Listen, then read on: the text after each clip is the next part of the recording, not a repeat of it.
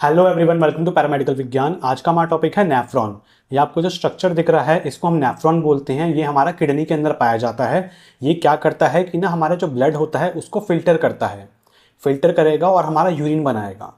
तो नेफ्रॉन की क्या होती है एनाटॉमी फिजियोलॉजी, नेफ्रॉन के क्या क्या स्ट्रक्चर होता है, कैसा स्ट्रक्चर होता है, इस स्ट्रक्चर में आपको कौन से पार्ट को क्या बोलते हैं हम, क्या उसका फंक्शन होता है, ये सब चीज़ें हम आज के लेक्चर में अच्छे से समझेंगे। तो स्टार्ट करते हैं नेफ्रॉन के बारे में थोड़ा सा जानने से। तो ये फंक्शन यूनिट होती है हमारी किडनी की। ये किस लिए रिस्पॉन्सिबल होती है? ब्लड को फिल्टर करने के लिए और यूरिन बनाने के लिए। द किडनी कंटेन्स अबाउट 1 से 2 million nephrons and smaller number of collecting tubule. तो हमारी जो किडनी होती है उसमें 1 से 2 मिलियन हमारे नेफ्रॉन्स पाए जाते हैं। और आपको ये जो दिख रहा है ना, ये लंबी सी जो है, ये जो है इसको बोलते हैं हम कलेक्टिंग ट्यूब्यूल। ठीक है, ये जो कलेक्टिंग ट्यूब्यूल होती है ये हमारी कम होती हैं, जबकि हमारे जो नेफ्रॉन्स होते हैं वो ज़्यादा होते हैं। क्योंकि ना एक कलेक्टिंग ट्यूब्यूल में आपके काफ़ी सारे नेफ्रॉन्स आपका यूरिन होगा वो उसमें पास कर देते हैं, उसमें छोड़ देते हैं। ओके, लेंथ कितनी होती है हमारी नेफ्रॉन की? लगभग 30 से 50 मिलीमीटर। ओके, तो ये हमारी नेफ्रॉन की थोड़ी सी एनाटॉमी है। अब इस डायग्राम को थोड़ा सा डिटेल में देखेंगे हम, लेकिन इससे पहले मैं आपको नेफ्रॉन के पार्ट्स बताऊंगा। हमारा जो नेफ्रॉन होता है उसके कौन कौन से पार्ट्स होते हैं, एक बार उनके नाम देख लेते हैं, उसके बाद डायग्राम में देखेंगे उसको। तो हमारे जो नेफ्रॉन होते हैं उसके मेजरली 2 पार्ट्स होते हैं, रीनल कॉर्पसल्स और हमारी रीनल ट्यूब्यूल। रीनल कॉर्पसल्स में आपका क्या क्या चीज़ें आती हैं? ग्लोमेरुलस और बोमन्स कैप्सूल। और आपका जो रीनल ट्यूब्यूल होते हैं उसमें क्या क्या चीज़ें आती हैं?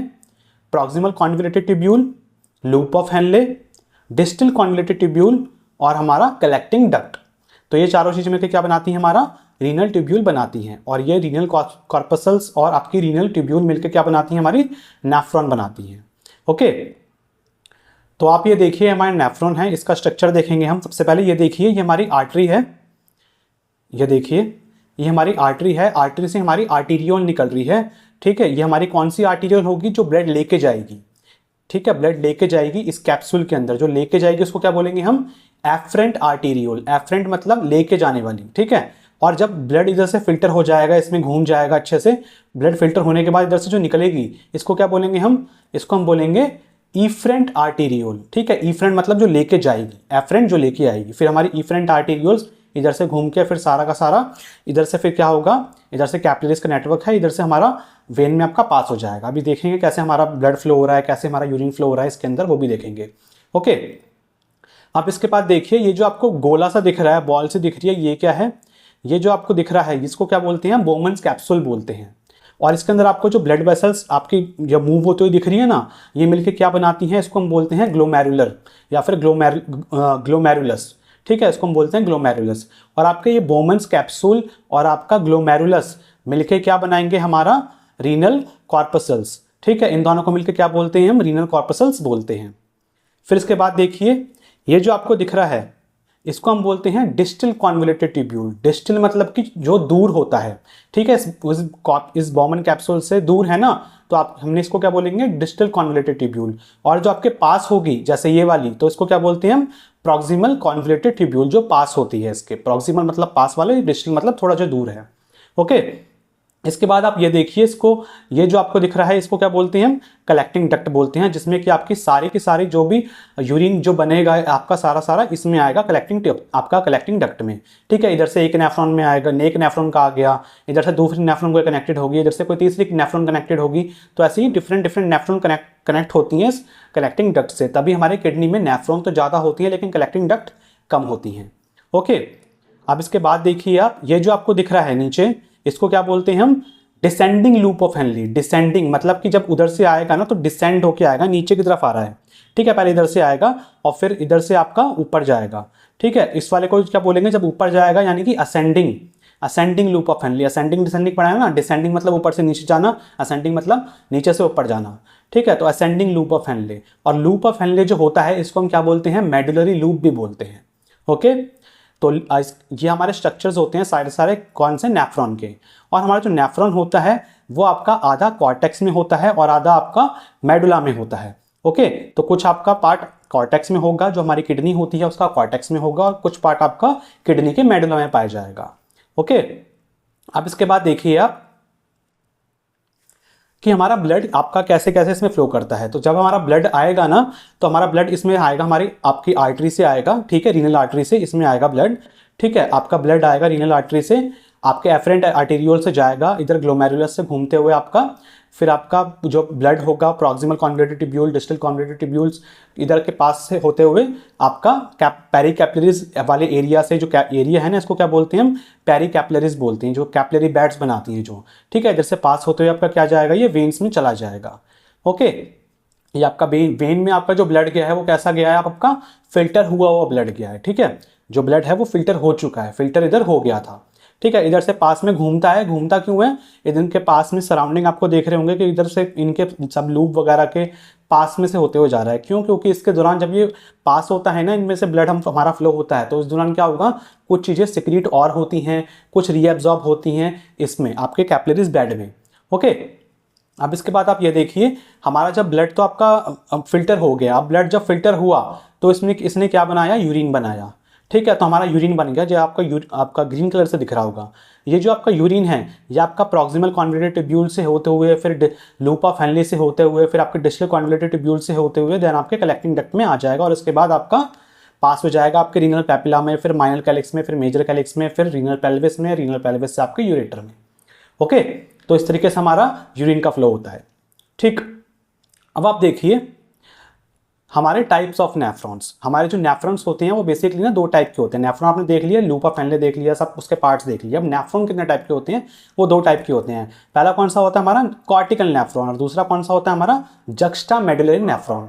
जो हमारे कॉर्टिकल नेफ्रॉन होते हैं वो कैसे होते हैं, शॉर्ट लूप ऑफ हेनले, इनमें लूप ऑफ हेनले कैसा होगा, छोटा होगा, ठीक है, और do not penetrate deeply into the renal medulla, और आपके जो रीनल मेडुला में जो होगा ना ये ज़्यादा अंदर तक नहीं पाया जाएगा, ठीक है, ज़्यादा अंदर तक पाया नहीं जाता, ज़्यादा अंदर तक पेनिट्रेट नहीं करता ये। और जो आपका जक्स्टामेडुलरी नेफ्रॉन होता है ना, इसका लूप ऑफ हेनले कैसा होता है, लॉन्ग होता है, लंबा होता है, ठीक है, और ये ज़्यादा अंदर तक आपके मेडुला के अंदर पाया जाता है, ठीक है, एक्सटेंड डीप मतलब कि बहुत ज़्यादा अंदर तक आपका मेडुला के अंदर ये मिलता है, ठीक है। तो जक्स्टामेडुलरी आपके लंबे होते हैं, कॉर्टिकल वाले आपके छोटे होते हैं, ठीक है। अब इसके बाद आप देखिए यूरिन फॉर्मेशन। अब आपका जो नेफ्रॉन है उसमें आपका ब्लड आया तो उसने मेजर क्या बनाया, यूरिन बनाया, तो हमारा यूरिन फॉर्मेशन देखेंगे कैसे कैसे हुआ। तो आप ये देखिए यूरिन फॉर्मेशन में अराउंड 1.2 से 1.5 लीटर ऑफ ब्लड पर minute enter the in kidney, तो लगभग एक से 1.5 लीटर आपका जो ब्लड होता है पर मिनट आपके किडनी में आता है। देन इसके बाद जो नॉर्मल यूरिन आपका बनेगा वो कितना बनेगा, इस ब्लड को फिल्टर करने के बाद 1 से 1.5 लीटर पर डे आपका बनेगा कितना, 1 से 1.5 लीटर यूरिन आप पर डे बनाते हैं, हमारी किडनीज पर डे बनाती हैं। ओके, और ये जो 1 से 1.5 लीटर आपका ब्लड है ना, ये आपका कार्डियक आउटपुट जितना होता है हमारा उसका 20% अप्रॉक्स होता है, ठीक है। फिर हम देखेंगे प्रोसेस ऑफ यूरिन फॉर्मेशन। हमारा यूरिन फॉर्मेशन होता है उसमें कौन कौन से प्रोसेसेस होते हैं, तो इसमें हमारे बेसिकली 3 प्रोसेसेस होते हैं। कौन कौन से 3 प्रोसेसेस होते हैं देखेंगे। इसमें सबसे पहला आता है हमारा ग्लोमेरुलर फिल्ट्रेशन, ट्यूबुलर रीअब्जॉर्प्शन और हमारा ट्यूबुलर सेक्रीशन। ओके, तो इन तीनों प्रोसेस को एक एक करके देख लेते हैं हम क्या होती हैं ये। सबसे पहले आप देखिए ग्लोमेरुलर फिल्ट्रेशन, ठीक है। इसमें आप देखिए the first step in urine formation, सबसे पहला स्टेप होता है यूरिन बनने के लिए आपका ये जो आपका ग्लोमेरुलस होता है ना, बोमन्स कैप्सूल और आपका अंदर ग्लोमेरुलस था, उधर आपका क्या होता है, मेजरली आपका फिल्ट्रेशन होता है सबसे पहले, ठीक है। फर्स्ट स्टेप होता है आपका यूरिन फॉर्मेशन का ये। आगे देखिए इसमें it occurs within the renal corpuscles, renal corpuscles में आपका होता है ये the glomerular capillaries are surrounded by filtration barrier comprising of endothelial cells, the glomerular basement membrane, GBM जिसको बोलते हैं हम, और हमारे पोडोसाइट्स, ठीक है।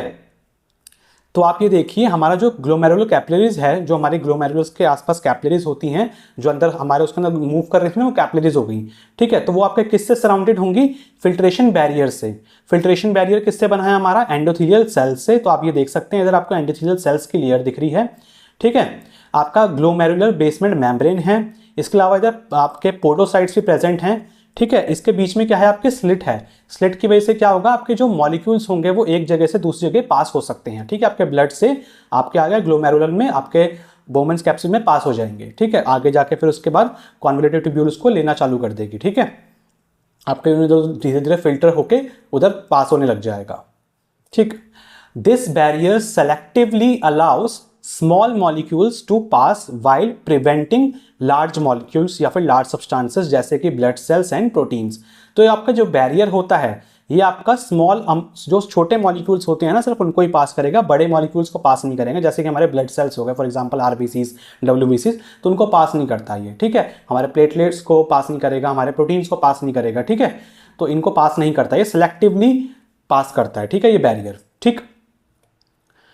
इसके अलावा आप ये देखिए ग्लोमेरुलर फिल्ट्रेशन में filtration occurs due to the difference between the blood pressure in the glomerulus and the pressure of the filtrate in glomerular capsule. तो फिल्ट्रेशन जो हो रहा है वो किस वजह से हो रहा है, तो आपका जो ब्लड इसमें फ्लो हो रहा है उसके बाद फिल्टर हो रहा है, तो फिल्टर किस वजह से हो रहा है, ब्लड प्रेशर के आपके डिफरेंस है इनके बीच, इनकी वजह से, ठीक है। आपका जो ग्लोमेरुलस में आपका जो ब्लड प्रेशर है वो लगभग आपका कितना है 55 mmHg, ठीक है। और आपका जो कैप्सुलर आपका जो कैप्सूल है, ये बोमन्स कैप्सूल है, इसमें जो प्रेशर है वो कितना है 15 mmHg, ठीक है। जिसकी वजह से क्या होगा, आपका सब्सटेंसेस एक जगह से दूसरी जगह मूव हो जाएंगे, ठीक। Filtered fluid is called glomerular filtrate. जो आपका फ्लूइड फिल्टर होकर निकलेगा, अब जो इधर फ्लूइड आपका ब्लड फिल्टर हो गया, उसके बाद जो फ्लूइड निकला फिल्टर होने के बाद, ठीक है, जो गंद निकला आपका, जो वेस्ट निकला, उसको क्या बोलते हैं हम, ग्लोमेरुलर फिल्ट्रेट बोलते हैं, ठीक है। The rate at which filtrate is formed is known as glomerular filtration rate. किस गति से आपका जो फिल्ट्रेट बनता है उसको हम क्या बोलते हैं, ग्लोमेरुलर फिल्ट्रेशन रेट बोलते हैं, जो कि लगभग कितना होता है 125 ml पर मिनट, यानी कि आपका 180 लीटर पर डे हम हमारा ये इस स्पीड से हमारा क्या होता है GFR ग्लोमेरुलर फिल्टर कब फिल्टर करता है, हमारा जो नेफ्रॉन है वो फिल्टर करेगा, ठीक है। फिर इसके बाद देखिए ट्यूबुलर रीअब्जॉर्प्शन। आपका जो था वो फिल्टर तो हो गया, अब कुछ क्या होगा ना, रीअब्जॉर्ब होगा। अब फिल्टर कुछ ज़्यादा ही कर दिया, ठीक है। अब फिल्टर जब करा तो उसमें ना कुछ एक्स्ट्रा चीज़ें भी चली गई, ठीक है। तो उसको क्या करेगा, हमारा ब्लड उसको रीअब्जॉर्ब कर लेगा, ठीक है। तो रीअब्जॉर्ब कैसे करेगा वो आपको बताता हूँ मैं। It is also called selective reabsorption भी बोलते हैं इस स्टेप को हम, सेकंड स्टेप होता है ये, इसको हम सेलेक्टिव रीअब्जॉर्प्शन ही बोलते हैं। यानी कि सिलेक्टिव मतलब कि कुछ ही चीज़ों को हमको रीअब्जॉर्ब करना है, कुछ चीज़ें हमने एक्स्ट्रा दे दी उसको रीअब्जॉर्ब करेंगे हम। In this substances are transported from renal tubule back into the bloodstream by peritubular capillaries।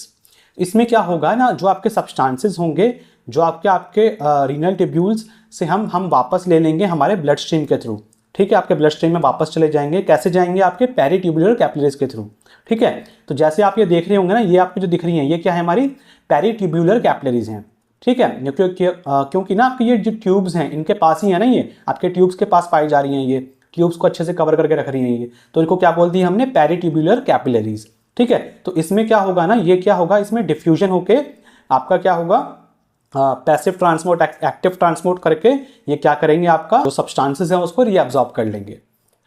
This process ensures that essential substances such as water, glucose, amino acids and ions are retained in the body to maintain homeostasis. इस process से हम क्या ensure करते हैं कि जो हमारे ज़रूरी सब्सटेंसेस हैं, एसेंशियल सब्सटेंसेस हैं, जैसे कि हमारा वाटर हो गया, ग्लूकोज हो गया, अमीनो एसिड्स हो गए, आयंस हो गए, वो हमारी बॉडी में वापस आ जाएं, ताकि हमारी बॉडी में आपका हीमोस्टेसिस जो होगा वो अच्छे से मेंटेन हो सके, ठीक है। Reabsorption occurs through both active and passive transport mechanism depending on the substance being reabsorbed, ठीक है। तो रीअब्जॉर्प्शन कैसे होगा हमारा, एक्टिव और पैसिव ट्रांसपोर्ट मैकेनिज्म के थ्रू। एक्टिव ट्रांसपोर्ट मैकेनिज्म क्या होता है, इसमें ना हमको एनर्जी देनी पड़ती है, और पैसिव में हमको कोई एनर्जी नहीं देनी पड़ती। तो आपका ये किसके बेसिस पे होगा कि आपका सब्सटेंस हम कौन सा रीअब्जॉर्ब कर रहे हैं, ठीक है। दोनों ही मैकेनिज्म इसमें यूज होते हैं, एक्टिव भी होता है, पैसिव भी होता है इसमें, ठीक है, रीअब्जॉर्ब करने के लिए। The kidneys maximum capacity for reabsorption of a substance is called transport maximum और रीनल थ्रेशोल्ड। तो रीनल की कितनी आपकी जो किडनी है उसकी मैक्सिमम कैपेसिटी कितनी है किसी सब्सटेंस को रीअब्जॉर्ब करने की, उसको क्या बोलते हैं हम, रीनल थ्रेशोल्ड बोलते हैं या फिर ट्रांसपोर्ट मैक्सिमम बोलते हैं, ओके। अब इसके बाद चलते हैं हमारे थर्ड स्टेप पे, जो कि हमारा लास्ट स्टेप है, ट्यूबुलर सेक्रीशन, ठीक है। अब इसको देखेंगे हम ट्यूबुलर सेक्रीशन को। इसमें क्या होगा ना, हमारा जो ब्लड था इधर फिल्टर हुआ ग्लोमेरुलस में, लेकिन फिल्टर होने के बाद भी इसमें कुछ सब्सटेंसेस जो थे वो आपके तब भी रह गए, तो उसको भी हम क्या होगा, ये पेरिकैपिलरीज जो होती है ना, उसमें से आपका ये कॉन्वोल्यूटेड ट्यूब्यूल्स में लूप ऑफ हेनले में ये पास कर देती हैं, ठीक है। फॉर एग्जांपल आपका यूरिया हो गया तो लूप ऑफ हेनले में यूरिया पास कर देंगे, कुछ आपके आयंस हो गए, हाइड्रोजन आयंस हो गए, पोटेशियम हो गया, इन सबको और वापस में पास कर देंगे। ठीक है, अपने ब्लड में ये सब नहीं छोड़ते हैं वो। ठीक है, तो it is a process by which substances are actively transported from the peritubular capillaries into the renal tubules. तो इसमें क्या होगा, हमारे सब्सटेंसेस हैं उसको हम एक्टिवली ट्रांसपोर्ट कर रहे हैं, यानी कि एक्टिव में कुछ एनर्जी लगती है। ठीक है, उसमें हम इस प्रोसेस के थ्रू हम ट्रांसपोर्ट करेंगे। कैसे जाएगा, आपके किसके थ्रू जाएगा, पेरिट्यूबुलर कैपिलरीज के थ्रू जाएगा। इन कैपिलरीज के थ्रू जाएगा, किस में जाएगा, हमारे रीनल ट्यूब्यूल्स में जाएगा। रीनल ट्यूब्यूल्स में क्या क्या चीज़ें आती हैं, प्रॉक्सिमल आपका पीसीटी भी आएगा, डीसीटी भी आएगा। पीसीटी मतलब प्रॉक्सिमल कॉन्वोल्यूटेड ट्यूब्यूल और डीसीटी मतलब डिस्टल कॉन्वोल्यूटेड ट्यूब्यूल, ये भी आएगा आपका। लूप ऑफ हेनले भी आएगा। ठीक है, तो इन सब चीज़ें आपको, ये सब चीज़ें इन सब में क्या होगा, आपका सिक्रीशन करेगा इसमें। ओके, आपका जो पेरिकैपिलरीज से आपके सब्सटेंसेस इसमें सिक्रीट भी होंगे। Tubular secretion involves active transport mechanism. तो ट्यूबुलर सिक्रीशन में आपका एक्टिव ट्रांसपोर्ट मैकेनिज्म होता है। Substances commonly secreted into the tubular fluid includes hydrogen ions, potassium ions, organic acids, drugs हो गए आपके, कुछ वेस्ट प्रोडक्ट्स हो गए जैसे कि आपका क्रेटिनिन हो गया, यूरिया हो गया। तो इन सब्सटेंसेस को हम क्या करते हैं, सिक्रीट कर देते हैं। ये नेफ्रॉन के जो कैपिलरीज हैं, पेरी कैपिलरीज, ये वापस आपके किस में डाल देंगे, आपके ट्यूब्यूल्स में डाल देंगे। ठीक है, जो कि आपके इधर पास होना रह गए थे, इधर आपके फिल्टर नहीं हो पाए, या फिर फिल्टर तो हुए थे लेकिन उसके बाद भी ज़्यादा अमाउंट जो था उसका रह गया। ठीक है, तो उसको ये इसके थ्रू पास कर देंगे। ठीक है, तो ये सारी चीज़ें इसमें आपके क्या होती हैं, सिक्रीट हो जाती हैं हमारे कैपिलरीज से, हमारे दोबारा इसमें चली जाती हैं ट्यूब्यूल्स में। ठीक है, तो स्टूडेंट्स ये था हमारा आज का लेक्चर नेफ्रॉन के बारे में। नेफ्रॉन की एनाटॉमी फिजियोलॉजी, उसका स्ट्रक्चर क्या होता है, उसके फंक्शन क्या होता है, यूरिन कैसे फॉर्म होता है आपका। आई होप कि आपको समझ में आया होगा। अगर आपको वीडियो अच्छी लगी हो तो वीडियो को लाइक करना और वीडियो को क्लासमेट्स के साथ भी जरूर शेयर करना। मिलते हैं बहुत जल्दी नेक्स्ट वीडियो में, तब तक के लिए बाय बाय।